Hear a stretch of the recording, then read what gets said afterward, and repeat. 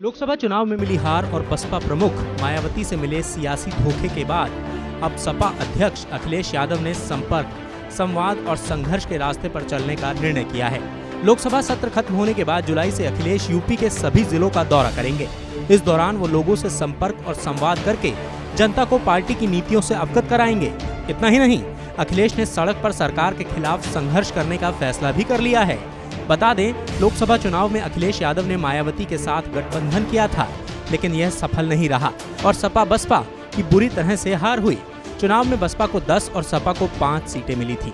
हार के बाद मायावती ने अखिलेश के साथ गठबंधन तोड़ लिया। कई तरह के आरोप भी लगाए। मायावती ने कहा कि अखिलेश ने सतीश मिश्रा से मुझे मैसेज भिजवाया कि मैं मुसलमानों को टिकट ना दूं, क्योंकि उससे और ध्रुवीकरण होगा, लेकिन मैंने उनकी बात नहीं मानी। मायावती ने आरोप लगाया कि मुझे ताज कॉरिडोर केस में फंसाने में बीजेपी के साथ मुलायम सिंह यादव का भी अहम रोल था। उन्होंने कहा कि अखिलेश की सरकार में गैर यादव और पिछड़ों के साथ नाइंसाफी हुई, इसलिए उन्होंने वोट नहीं किया। इसके अलावा सपा ने प्रमोशन में आरक्षण का विरोध किया था, इसीलिए दलितों, पिछड़ों ने उसे वोट नहीं दिया। एक तरह से मायावती ने अखिलेश की अब तक की पूरी राजनीति पर ही सवाल उठा दिए और उसे कटघरे में खड़ा कर दिया। मायावती के साथ गठबंधन टूटने और मायावती के द्वारा लगाए गए आरोपों पर अखिलेश यादव ने कहा, यह एक प्रयोग था जो फेल हुआ और इसने हमारी कमजोरियों को उजागर किया। उन्होंने कहा कि भविष्य के लिए वह अपनी पार्टी के साथ इस मुद्दे पर चर्चा करेंगे। मैं विज्ञान का छात्र रहा हूं, वहां प्रयोग होते रहते हैं और कई बार प्रयोग फेल हो जाते हैं, लेकिन आप तब यह महसूस करते हैं कि कमी कहां थी।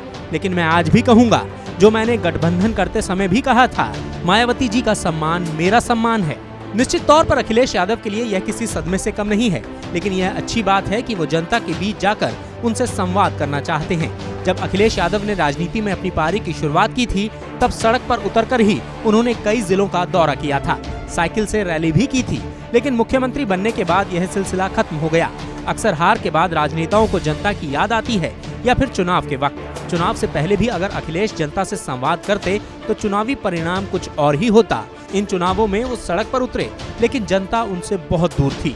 जनता कड़ी धूप में थी और अखिलेश एक आलीशान बस में बैठे थे, जो विशेष रूप से चुनावी रैलियों के लिए बनाई गई थी। और इन दोनों के बीच में चमकता हुआ शीशा था, जहां से दोनों एक दूसरे को सिर्फ देखते ही थे। कभी जनता से सीधा संवाद नहीं हुआ। ये अच्छी बात है कि अखिलेश को साल 2012 याद आ गया, क्योंकि ये वही साल है जब अखिलेश यादव ने तकरीबन उत्तर प्रदेश के सभी जिलों की धूल फांकी थी।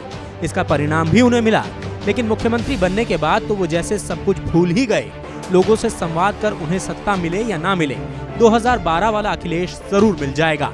और सपा के लिए फिलहाल इतना ही काफी है कि 2012 वाले अखिलेश यादव 2019 में लौट आएं।